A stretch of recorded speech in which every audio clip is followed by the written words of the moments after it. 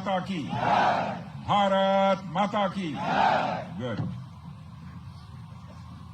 जम्मू कश्मीर के lieutenant governor Shri Manoj ji Sinha, Jammu Kashmir के मुख्यमंत्री जनाब अमर अब्दुल्ला साहब, chief of army staff general Upendra ji Dwivedi, GOC northern command lieutenant general Pratik Sharma, GOC 15 को लेफ्टिनेंट जनरल प्रशांत श्रीवास्तव और हमारी आर्म्ड फोर्सेस के सारे ऑफिसर्स और मेरे बहादुर जवानों, सबसे पहले आतंकवाद और आतंकवादियों से लड़ते हुए हमारे जिन बहादुर जवानों ने अपनी शहादत दी है,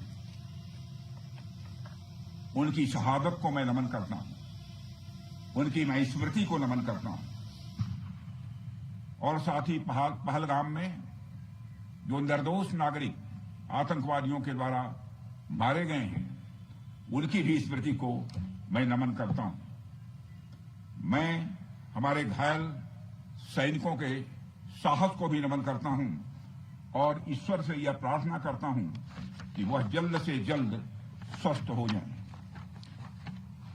मेरे दोस्तों, इन विषम परिस्थिति में आप सबके बीच आज आकर मैं स्वयं को बहुत ही गौरवान्वित महसूस कर रहा हूं। हमारे प्रधानमंत्री माननीय नरेंद्र मोदी जी के कुशल नेतृत्व और मार्गदर्शन में ऑपरेशन सिंदूर के दौरान आपने जो कुछ भी किया है, उस पर पूरे देश को गर्व की अनुभूति हो रही है। मैं अभी भले ही आपका रक्षा मंत्री हूं, लेकिन उससे पहले तो मैं भारत का एक नागरिक हूं। रक्षा मंत्री के साथ साथ मैं आज भारत के नागरिक के रूप में भी आप सबके प्रति आभार व्यक्त करने के लिए यहां मौजूद हूं। पहलगाम हमले के बाद हमारे जम्मू कश्मीर की जनता ने पूरी एकजुटता के साथ और पाकिस्तान और साथ ही साथ आतंकवादियों के प्रति जिस प्रकार से अपने गुस्से का इजहार किया है, मैं जम्मू कश्मीर की जनता का भी अभिनंदन करता हूं। मेरे साथियों, आपकी उस ऊर्जा को महसूस करने आया हूं जिसने दुश्मनों को नष्ट नाबूद कर दिया है। आपने जिस तरीके से सीमा के उस पार पाकिस्तान की चौकियों और बंकरों को आपने ध्वस्त किया, दुश्मन मैं समझता हूं उसे कभी भूल नहीं सकता। आपने देखा होगा कि आमतौर पर लोग जोश में होश खो देते हैं, लेकिन आपने जोश भी रखा, होश भी रखा और सूझबूझ के साथ दुश्मनों के ठिकानों को आपने बर्बाद किया है। आज मैं यहां रक्षा मंत्री के साथ साथ एक मैसेंजर के रूप में भी आप सबके सामने मौजूद हूं। पूरे देश की शुभकामनाएं, उनकी प्रार्थनाएं और उनकी कृतज्ञता को लेकर आप सबके बीच यहां मैं मौजूद हूं। एक तरह से आप समझिए कि मैं एक डाकिया बनकर आपके बीच आया हूं और देशवासियों का संदेश लाया हूं। संदेश यह है कि हमें हमारी सेनाओं पर गर्व है। साथियों, ऑपरेशन सिंदूर सिर्फ एक ऑपरेशन का नाम भर नहीं है, बल्कि यह एक हमारी प्रतिबद्धता है, यह हमारा एक कमिटमेंट है। एक ऐसी प्रतिबद्धता जिसमें भारत ने दिखा दिया कि हम सिर्फ डिफेंस नहीं करते हैं, जब वक्त आता है तो हम कठोर निर्णय भी लेते हैं और कठोर कार्रवाई भी करते हैं। यह ऑपरेशन उस एक एक जवान की आंखों में देखा गया सपना था कि हर आतंकी ठिकाना, चाहे वह घाटियों में छुपा हो या बंकरों में दबा हो, हम वहां पहुंचेंगे और दुश्मन की छाती चीर कर हम उन आतंकी ठिकानों को खत्म करके ही हम वापस लौटेंगे। मेरे साथियों, ऑपरेशन सिंदूर आतंकवाद के खिलाफ भारत द्वारा चलाई गई अब तक के इतिहास की मैं मानता हूं यह सबसे बड़ी कार्रवाई है। 35-40 वर्षों से भारत सरहद पार से चलाए जा रही आतंकवाद का सामना कर रहा है।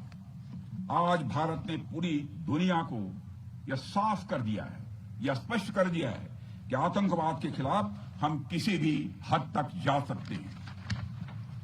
साथियों, आतंकवादियों ने पहलगाम में आतंकवादी घटना को अंजाम देकर भारत के मस्तक पर चोट पहुंचाने की कोशिश की है।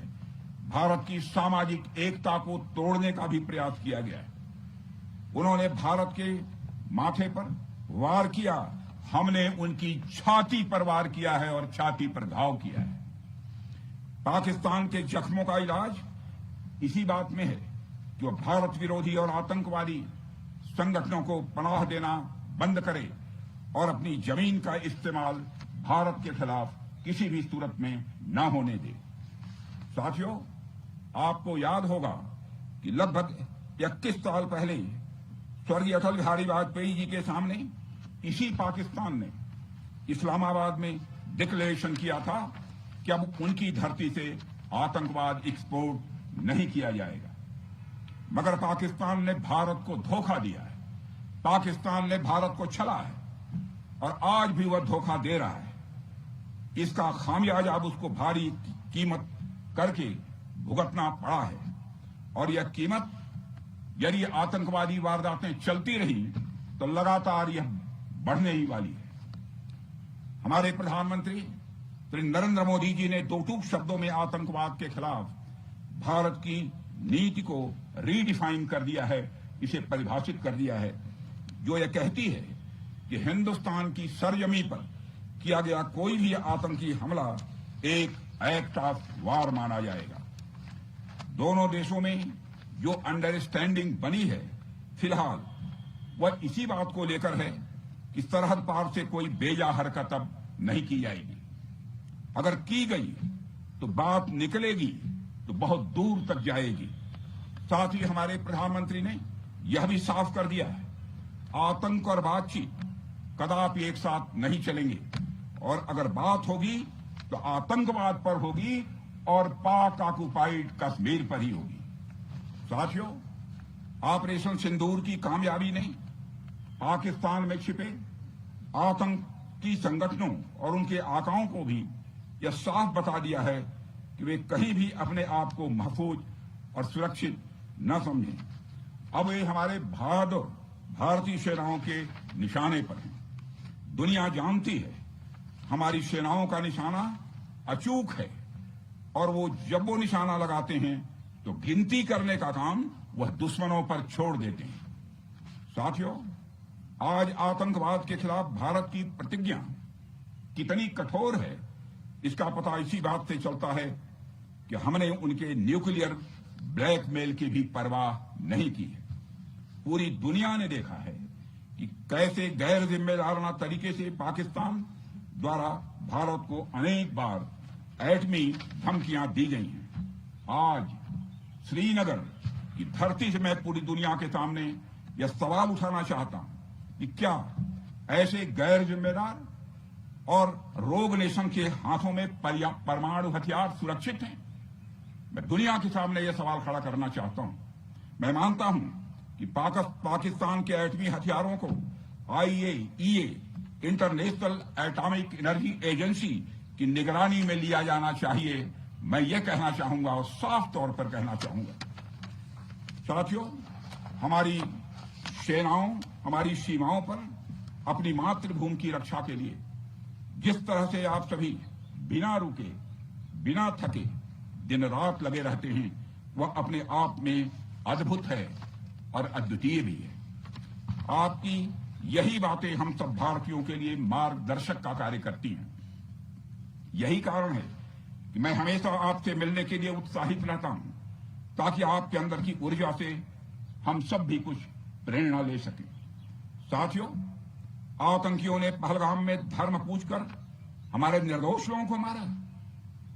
उसके बाद आपने जो जवाब दिया उसे पूरी दुनिया ने देखा है। उन्होंने यह नहीं सोचा कि आम नागरिकों ने उनका क्या बिगाड़ा है, उन्होंने ऐसा क्या किया है कि उन्हें मार दिया जाए। पर मैं यह कहना चाहूंगा, आतंकियों ने भारतीयों को धर्म पूछकर देखकर मारा, धर्म पूछकर मारा, तो हमने आतंकियों को उनका कर्म देखकर मारा है। उन्होंने धर्म देखकर बेगुनाहों की जान ली, यह पाकिस्तान का कर्म था। हमने कर्म देखकर उनका खात्मा किया, यह हमारा भारतीय धर्म है। एक रक्षा मंत्री के रूप में मुझे आप सबको बेहद नजदीक से वर्षों से जानने का और समझने का अवसर मिला है। मैं आपके साहस और पराक्रम को तो जानता ही हूं, साथ ही साथ पहलगाम जैसी घटना के प्रति आपके गुस्से को भी मैं अच्छी तरह जानता हूं। साथियों, मुझे पता है कि पहलगाम के बाद आपके अंदर गुस्सा था, पूरे देश के अंदर गुस्सा था। मुझे पता है कैसा महसूस होता है जब धमनियों में बह रहा रक्त बेकाबू होने लगे, और मुझे इस बात की खुशी भी है कि आपने अपने गुस्से को सही दिशा देते हुए बड़ी बहादुरी और सूझबूझ के साथ पहलगाम का बदला लिया है। रही बात पाकिस्तान की, तो उसकी बात ही क्या करूं आपसे। वह देश तो मांगते मांगते अपनी जहालत से एक ऐसी हालात में आ गया है कि उसके बारे में यह भी कहा जा सकता है कि पाकिस्तान जहां भी खड़ा होता है वहीं से मांगने वालों की लाइन प्रारंभ हो जाती है। अभी आपने सुना ही होगा कैसे वह फिर एक बार इंटरनेशनल मॉनेटरी फंड IMF के पास कर्ज मांगने गया। वहीं दूसरी तरफ हमारा देश है कि हम आज उन देशों की श्रेणी में आते हैं जो IMF को फंड देते हैं ताकि IMF गरीब देशों को कर्ज दे सके। ऐसी स्थिति में हमारा यह भारत है। रामचरितमानस में स्वामी तुलसीदास जी ने लिखा है, जहां सुमतितः संपत्ति नाना, जहां कुमतितः विपत्ति निदाना। यानी जहां सुमति होती है, अच्छी नीतियां होती हैं, वहां सुख और समृद्धि होती है, और जहां कुमति होती है, बुरी मति होती है, केवल दूसरों के हित की भावना होती है, वहां तरह तरह की विपत्तियां स्वाभाविक रूप से आती ही हैं। पाकिस्तान जिसका जीता जागता यह उदाहरण है। साथियों, भारत के बारे में पूरी दुनिया यह बात जानती है कि हमने हमेशा शांति को प्राथमिकता दी है। हम आमतौर पर युद्ध के समर्थक कभी नहीं रहे, लेकिन स्थितियां जब इतनी विकट हो जाएं, जब देश की संप्रभुता पर आक्रमण होने लगे, तो जवाब देना यह आवश्यक हो जाता है। राष्ट्रकवि रामधारी सिंह दिनकर जी की पंक्तियां आपके सामने रखना चाहूंगा।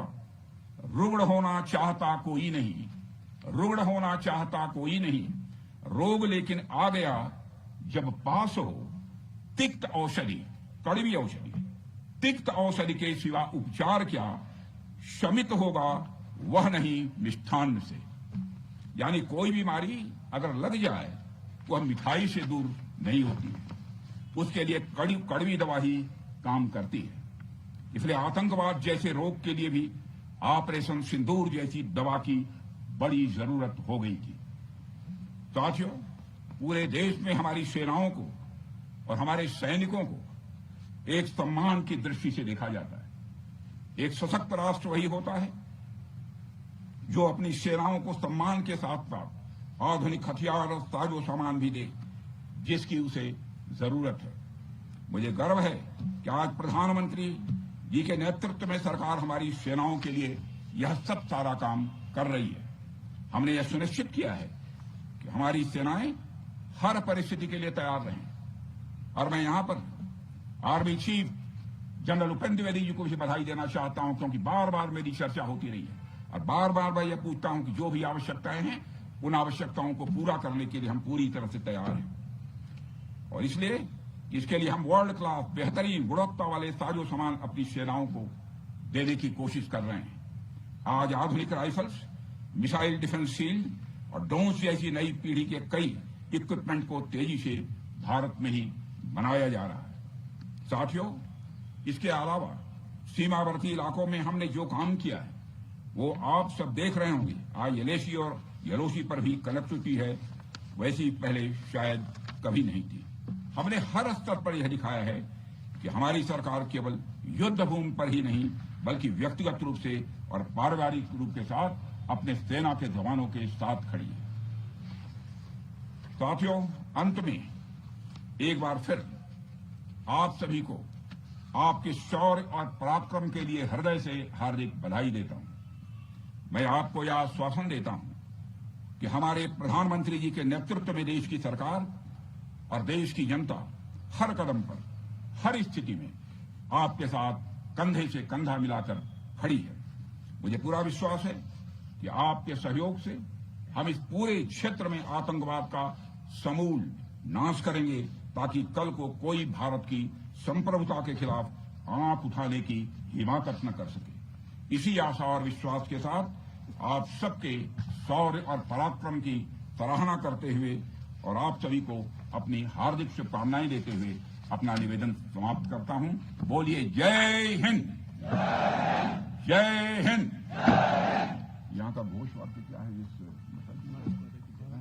भारत माता की जय। क्या बात है।